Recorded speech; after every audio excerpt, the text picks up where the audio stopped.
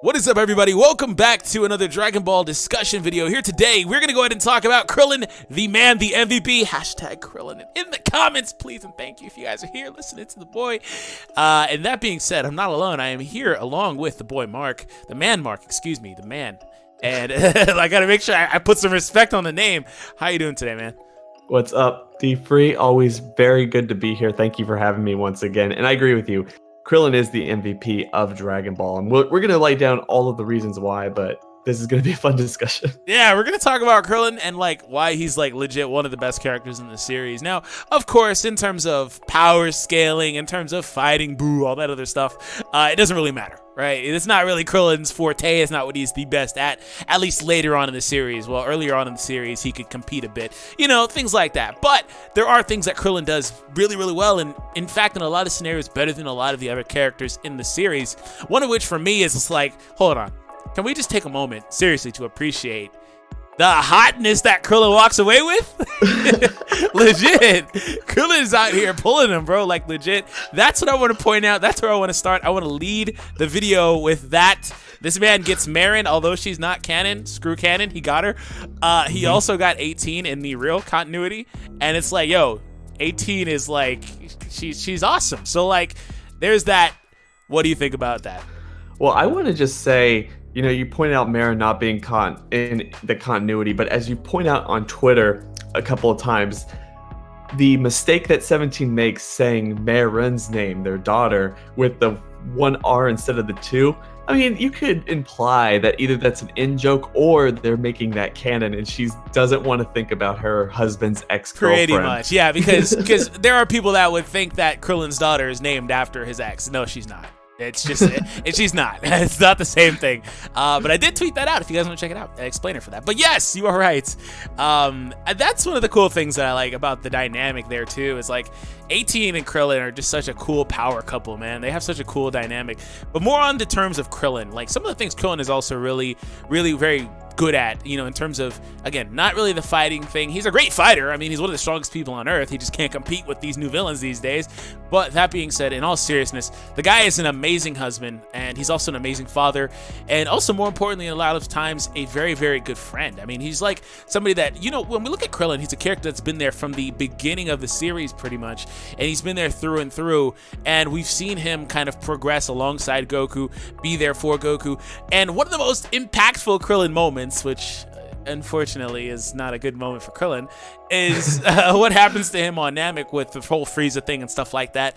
And you can really tell how important that character is to Goku. So indirectly, he was the catalyst for that, or maybe even directly, right? For that whole thing happening.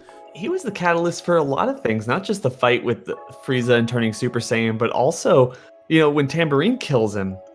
Yeah, that's true. That happened back in Dragon Ball. The same thing. Goku was like, nah, bro. You're not going to kill my friends. No. But I want to just go back. I'm going to loop back around to what you're saying about his being a husband and good father just before we get into his impact with the fights and with Goku and everything that he did to help push the story forward. We made a video on my channel a while ago, and you were talking about, Krillin for whatever reason just has this bald head, cue ball, and he's just signaling these people with his set. I won't use the terminology that you use because I don't want to go that dark on your channel. But he's just signaling these women to him. You don't think that Krillin has game until you look at the fact that he has pulled two of the hottest characters in the entire series his way, and the idea that MVP, even though 18. I'm over here chuckling so hard. MVP, bro. Chilling. Krillin pulls him, bro. I'm not kidding. Even though 18 is so much stronger than him, one of the things that I loved about Dragon Ball Super is that you get to see their relationship and how it's blossomed. The fact that she respects him, she really appreciates and is very attracted to him. But the fact that these two characters, outside of maybe Gohan and Videl, but they're so vanilla that it's not really that big of a deal. Mm-hmm. You have 18 and Krillin really have probably the healthiest relationship in terms of all of the main characters that we've known through the whole Dragon Ball series.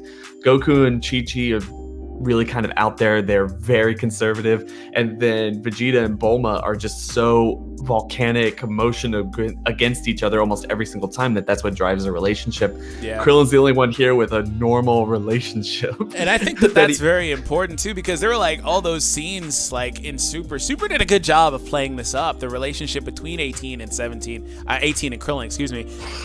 So bringing in 17 because the tweet thing earlier. But no, it like did a good job of playing it up. Like, for example, there's that one time he got hurt and she's just like smiling at him, you know, she's taking care of her. She's taking care of her man. And it's like, there's also the moments in the, you know, prior to the Tournament of Power where he's training with Goku and she joins in. And then in the Tournament of Power, like there's a lot of stuff there, man. Yeah, and when he goes to fight the Frieza Force and tells him to stay back, you know, watch after the kid, she's like, oh man, he's so cool, both in the movie and she did say that. Back in ROF. That is so far back. She's like, man, he's so cool. I was like... No, and I just want to go back to what you were saying. Yeah, he's a really good friend, too. I mean, as much as everyone likes to bag on Krillin, obviously he doesn't get as much hate as people like Yamcha, but as much as everyone wants to bag on him, oh, he's so terrible and he's always getting hurt or killed, the guy goes up against all of these different forces. Dragon Ball Super even has to point this out. I not even for his character's sake, but more so for the fans' sake. He's like, look, Krillin, you've done all of this stuff. There's no reason you should be afraid or anyone should judge you. You went up against Frieza. You went up against Cell and the androids. You went up against Majin Buu, and you did it with pride and you did it with strength and the convenience of like trying to protect your friends and family and all these other people. The guy definitely deserves some respect. For real, like, I just feel like when it comes to him, of course, he's a meme, right? In a lot of scenarios. A lot of that has to do with like the Team 4 stars and like the own count and all that stuff. But when you really, really deep dive into Krillin and kind of some of his accomplishments, now he's not always going to be the most successful or, again, like I said in the beginning, the most powerful, because he's not. But there are things that he adds to the series, as such as relevance and stuff. Like we talked about, amazing husband. Also, we don't see a whole lot of the parenting aspect, but you can only imagine he's a great father as well. You know, and again, great friend, catalyst for things that took place in the series. Also was there for all of those big moments. That's such a big thing about it too. Now, he's not the only character that was always there, but he was one of the characters that was literally always there for all those moments. You know, and that's just kind of one of the things that to me really resonates as far as that character's concerned with me.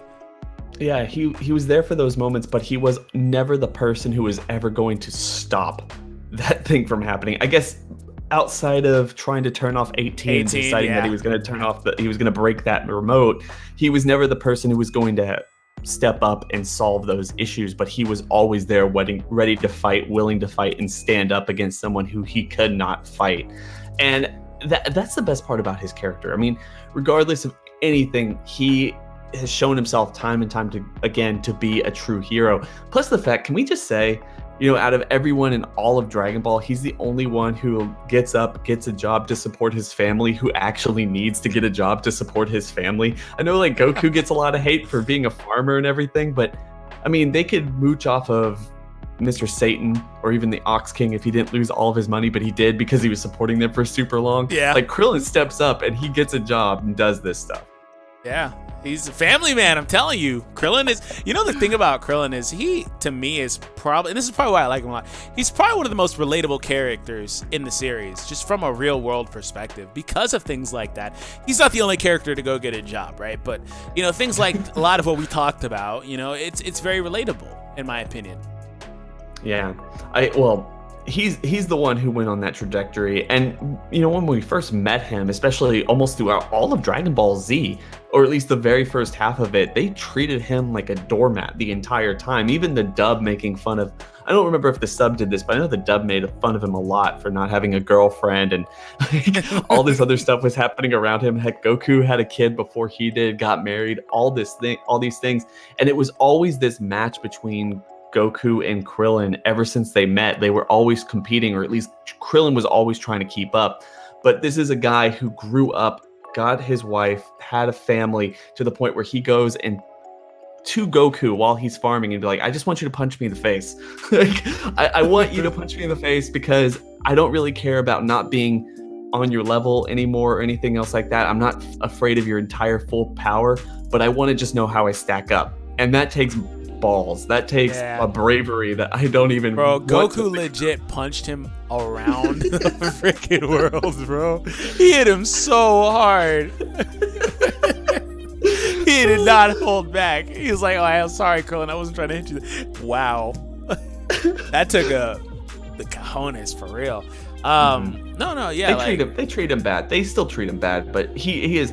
I will say this to everyone who's listening to this: think about the ending of Dragon Ball Z. Because the ending of Dragon Ball Z is as far as we've got in terms of the real canon of the show. And think about everybody in that part of the story. Who has the best ending? Who has the best life at the end of that story? And you can make arguments, oh, it's Gohan, oh, it's 18 or Videl or Chi-Chi or anybody else. It's Krillin. Krillin gets the best ending. He gets everything that he wanted, and he is completely happy with where he is in life. He's not reaching for anything else, and he has his family, his wife, his friends, and everyone around him, and he's no longer in any danger. That's a pretty damn good ending. Yeah, that's true. And it just goes to show that, Dragon Ball is so much more than just this punch 'em anime. It's so much more than just this only fighting, brawling type of anime. There are good elements in there. Now, Toriyama's not always the best at capitalizing on that, but this is stuff that, again, real world perspective, very relatable, and it's good storytelling, good writing of a character. That's good character progression through and through for this guy. So that's one of the reasons why I personally love him here on the channel, and I personally do think that he is one of the best characters, if not the best character in Dragon Ball. You got any other last things you want to add?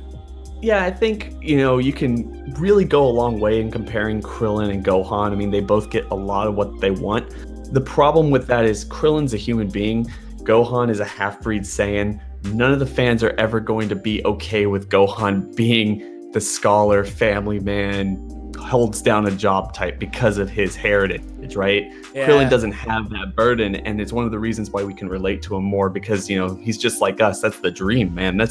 I want to have a stable family and job life and all that. And it really sucks for Gohan because that's all he ever really wants to do, and he can't really do it without getting hated on, so that's another thing. That's another reason why I like Gohan too, on a separate topic. But I agree, man. Well, thank you for joining me on this video. It was definitely a pleasure to talk about why Krillin is the best character in Dragon Ball.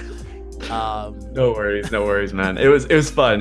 Who thinks about this stuff? Who, unless you, thinks about Krillin being the best character in all of Dragon Ball? I don't get it. I heard Ryan saying in a video with Nano the other day that nobody likes Krillin except for me, so I had to put respect on his name. So, anyways, guys, if you're not already familiar with Mark, make sure you subscribe to him. The link will be down below in the description. Let us know what you thought in the comments down below. Huge shout out to MJXTV for the video editing. Make sure you do subscribe to him as well. Link will be down below. Have an awesome day, and we will catch you guys in the next one.